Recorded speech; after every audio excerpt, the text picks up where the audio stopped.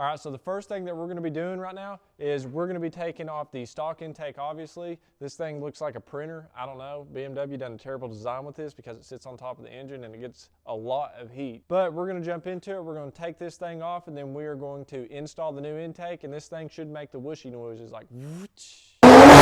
Let's get into it. Also, I'm gonna do my best, guys, to kind of explain everything that I'm taking off. There's really no instructions on, basically on how to install this whatsoever. But just right now, we're just taking off the stock one and we're gonna be getting everything prepared for the actual new intake. So hopefully everything goes as planned. I've took all my courses by watching Chris Fix, so hopefully it goes good. Yeah, I'd probably. See, I think this is this is a terrible design that BMW has done for their intake system, but it's whatever, I guess. That's why we have. It's literally stuck.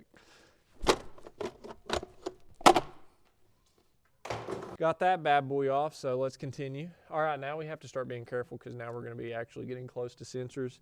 So you're probably not going to want to do that to those parts. All right, so now we're starting to get into the sensors. This is where things start to become, that's really bad. Dude, BMWs are so, these plastic things become so brittle. I wonder if this pops off because it would probably make it just a little easier. All right, so I finally actually found a bolt or a nut to get this thing off. A nut? I mean, whatever this is. What is it? Yeah, a socket. Chris fixed it. Everything is going as planned so far. We haven't had many problems.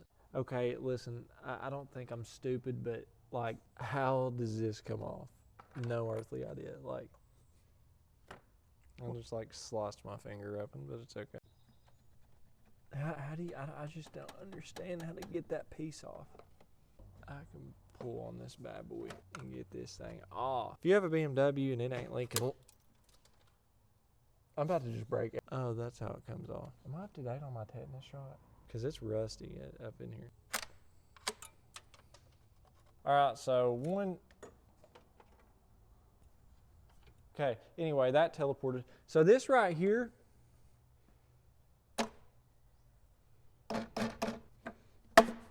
see, look. Okay, well, anyway, that actually didn't break, but this is supposed to happen. For some reason, this is plastic. There's oil everywhere. But anyway, this is a terrible place for this because I'm gonna slice my whole hand open. All right, so we finally got this off. The only thing that we have to get off is this right here, this sensor, and this don't even matter. For some, BMW, it used a plastic. They used a plastic hose, and this thing is, I'm gonna take a hacksaw to it. I'm good with those hacksaws. All right, so right now we're just getting this Kyostar heat shield prepped. They got a little rubber to help it sit in there a little bit better. All right, and she's coming apart. Now we're ready. We're not technically ready. Well, I guess we are ready. We're kind of ready to throw this in here. So this, you're gonna cram it in here like so. Okay, that's in there. I'm just gonna go ahead and put this plastic piece in here like this just to get it lined up good so it ain't moving everywhere. All right, so once that it's in, they also came with another bracket. Okay, so this was really confusing at first. It took me a minute to figure it out, but it really goes in behind it. It's really weird.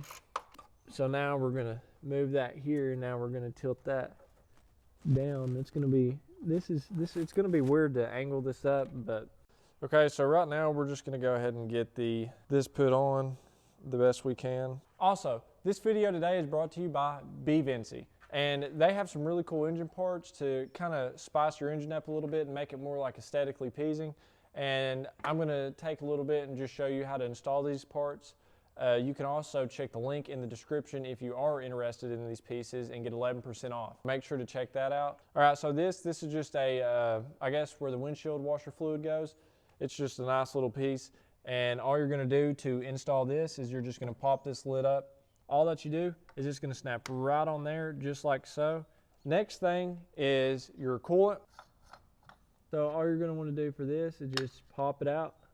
All right, so once you get that popped out, you're left with a little piece like this.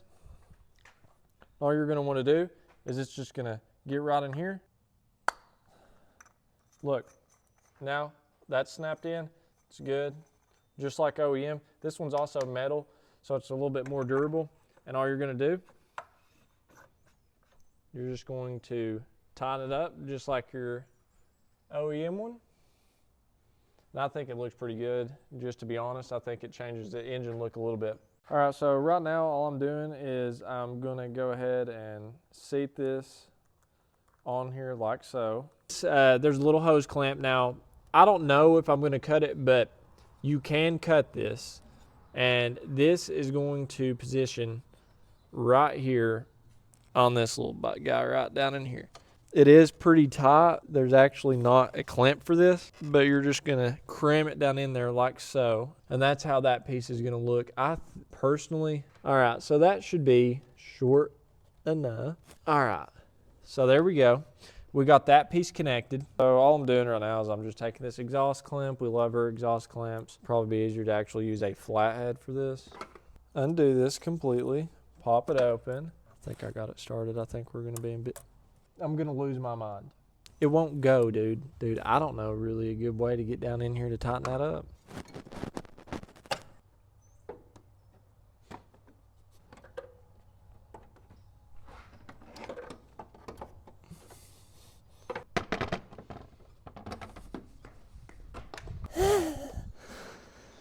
Get in there.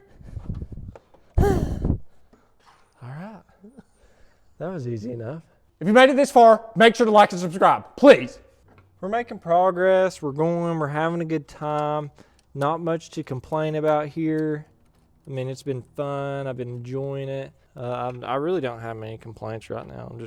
So we're almost done. We are getting close. Cannot complain. Hate this really a lot. I'm just kidding. I do love this. It just stresses me out. Yeah, we're pretty much done with the intake. I mean, the intake's in. She's ready to go. Right now, I had to run out to her AutoZone and pick up some.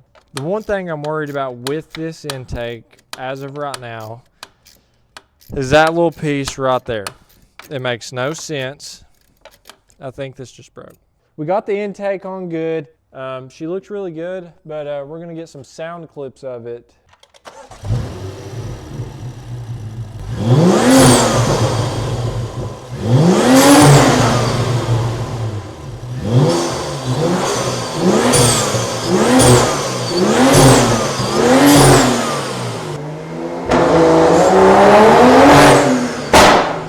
So I'm pretty pleased with the intake. Besides the installment part, there's really not much information on installing that piece whatsoever. It's honestly tragic.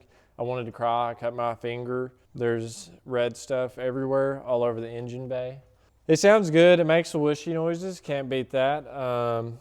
I guess I'm going to run it for a little bit. Hopefully it runs good, and maybe I will see a difference, because the tune I'm running did call for a intake or an upgraded intake. So we're going to find out how this bad boy does, and that's pretty much it. Definitely go make sure to check out Vivency. The link is going to be in the description. You can get 11% off using my link to that. As always, it's Appalachian Driven. Make sure to like and subscribe. And as well, if you drive a Mustang, everyone that does not drive a Mustang, keep it on the road.